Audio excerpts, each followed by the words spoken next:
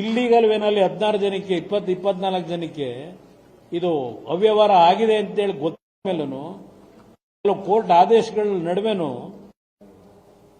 ತರಾತುರಿಲಿ ಇಷ್ಟೆಲ್ಲ ಕೊಡಬಾರದು ಅಂತ ಡಿಪಿಆರ್ ಲೆಟರ್ ಬರೆದ್ರು ಅಪಾಯಿಂಟ್ಮೆಂಟ್ ಕೊಟ್ಟಿದ್ದೀರಲ್ಲಪ್ಪ. ಇಲ್ಲಿ ಅಪಾಯಿಂಟ್ಮೆಂಟ್ ಕೊಟ್ಟಿದ್ದೀರಲ್ಲ ಖರ್ಗೆ ಅವರೇ, ಯಾಕೆ ತರಾತುರಿಲಿ ಕೊಟ್ರಿ ಅಪಾಯಿಂಟ್ಮೆಂಟ್ನ? ನೀವತ್ತು ಇಷ್ಟೆಲ್ಲ ಕೊಟ್ಟರಲ್ಲ ರಿಪೋರ್ಟ್, ಈಗ ಆ ರಿಪೋರ್ಟ್ ಏನ್ ಮಾಡಿದಿರಿ? ನೀವು ಅವತ್ತು ಪಂಚಾಯತ್ ರಾಜ್ ಇಲಾಖೆ ಮಂತ್ರಿಯಾಗಿ ಇಷ್ಟೆಲ್ಲ ಅವ್ಯವಹಾರಗಳು ನಡೆದಿದ್ರು ಅಪಾಯಿಂಟ್ಮೆಂಟ್ ಕೊಟ್ಟು ಸಂಬಳ ತಗತ್ತವ್ರೆಲ್ಲರನ್ನು ಯಾಕೆ ತರಾತುರಿಲಿ ಕೊಟ್ರಿ? ಇದೆಲ್ಲ ತನಿಖೆ ಮಾಡಲಿಲ್ವಾ? ಬಹಳ ಪಾರದರ್ಶಕವಾದ ಆಡಳಿತ ಕೊಡ್ತಾರಂತೆ. 24 ಜನ ಅಸಿಸ್ಟೆಂಟ್ ಎಕ್ಸಿಕ್ಯೂಟಿವ್ ಇಂಜಿನಿಯರ್ಗಳನ್ನ ಸೆಲೆಕ್ಷನ್ ಮಾಡಿದ್ರಲ್ಲ, ನಿಮ್ಮ ಕೆಐಟಿಲಿ ಏನು ಆದೇಶ ಆಯಿತು, ಹೈಕೋರ್ಟಲ್ಲಿ ಏನು ಆದೇಶ ಆಯಿತು? ಹೈಕೋರ್ಟಲ್ಲಿ ಹೇಳ್ತಾರೆ ಸಿಬಿಐ ಕೊಡಬೇಕು ಇದನ್ನ ಅಂತೇಳಿ. ಹೈಕೋರ್ಟಲ್ಲಿ ಇದು ಸಿಬಿಐಗೆ ಕೊಡ್ತಕ್ಕಂಥ ಸೂಕ್ತ ಅಂತ ಹೇಳಿ ಹೈಕೋರ್ಟಲ್ಲಿ ಏನ್ ಹೇಳ್ತಾರೆ?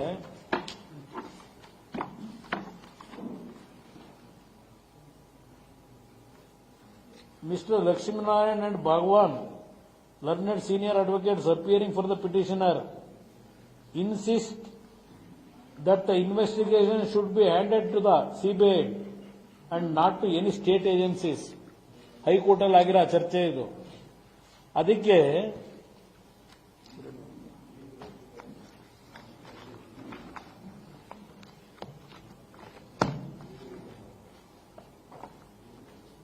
ಇಲ್ಲಿ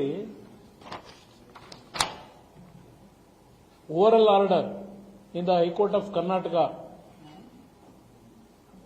all parties to these proceedings are put to notice that court may explore the possibility of entrusting investigation to the Central Bureau of Investigation established under the Delhi Special Police Establishment Act 1946. We request P. Prasanna Kumar, Learned Standing Counsel for CBI, NIA to graciously be available in the court hall when these proceedings are taken up for hearing, so that if any urgent information is required or immediate action needs to be taken, time may not be wasted in accomplishing the avoidable formalities. 19/3/25 oral orders ಮಾಡ್ತಾರೆ. ಏನು RSS account ಕೇಳದೆ ಪ್ರತಿನಿತ್ಯ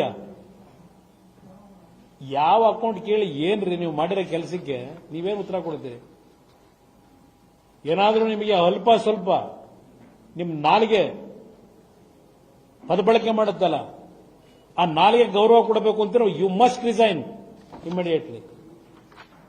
ಪಾರದರ್ಶಕ ಆಡಳಿತ ತೋರಿಸಬೇಕು ಅಂದ್ರೆ, ಮಾಡಬೇಕು ಅಂದ್ರೆ ಇಲ್ಲೆಲ್ಲ ಇದೆ. ಇಲ್ಲಿ ಏನೇನಾಗಿದೆ ರಿಪೋರ್ಟ್ಗಳು ಇಷ್ಟೆಲ್ಲ ಬಂದ್ರು ಇದರಲ್ಲಿ ಯಾಕೆ ನೀವು ಅಪಾಯಿಂಟ್ ಮಾಡಿದ್ರಿ? ಅದೇ 2014-15 ಯಾವುದೋ ಒಂದು ಕಂಪ್ಲೇಂಟ್ ಬಂತು ಹೇಳಿ 362 ಜನದ ಅಪಾಯಿಂಟ್ಮೆಂಟ್ ನ ಸ್ಟಾಪ್ ಮಾಡಿದ್ರಲ್ಲ.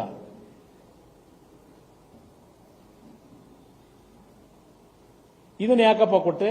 ಅಪಾಯಿಂಟ್ಮೆಂಟ್ ಆಗಿದ್ರೆ ನಿಮ್ಮ ಇಲಾಖೆನಲ್ಲಿ ತರಾತುರಿಲಿ ಕೊಟ್ಟಿದ್ಯಾಕೆ? ಇಷ್ಟೆಲ್ಲ ಅಕ್ರಮ ನಡೆದಿದೆ ಅಂತಕ್ಕಂಥದ್ದು ಪ್ರೂವ್ ಆಗಿದೆ. ಇಲ್ಲಿ ಈಗಾಗಲೇ 1 ವರ್ಷದ ಸಂಬಳ ತಗೋತಾವ್ರೆ. ನೀವು ಕೇಟ್ ನನಗೆ ಪವರ್ ಇದ್ದಿದ್ರೆ ಕೇಟಿ ಸ್ಕ್ರಾಪ್ ಅಲ್ಲಿ ಆ QPSC ಯಾತಕ್ಕೆ ನಡೀತಾ ಇದೆ ಅಲ್ಲಿ?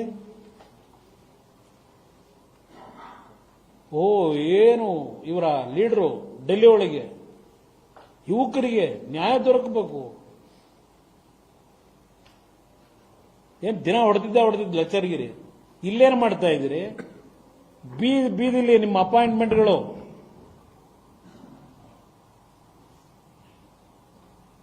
ಇವತ್ತು ನೀವು ನೇಮಕ ಮಾಡಬೇಕು. 18 ಜನ ಮೆಂಬರ್ಸ್ ಇವತ್ತು ಈ ಸರ್ಕಾರದಲ್ಲಿ ಮಾಡಿರೋದು KPSC ಮೆಂಬರ್ಗಳನ್ನ 18 ಜನ.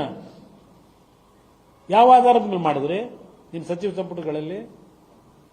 ಇಷ್ಟೆಲ್ಲ ಮಾತಾಡೋದು ನಿಮ್ಮ ಸಚಿವ ಸಂಪುಟದಲ್ಲಿ ಇದು ನಡೀತಿರೋ ತಪ್ಪು ಅಂತ ನೀವು ಮಾತಾಡೋಕೆ ಯೋಗ್ಯತೆ ಇಲ್ಲ ನಿಮಗೆ?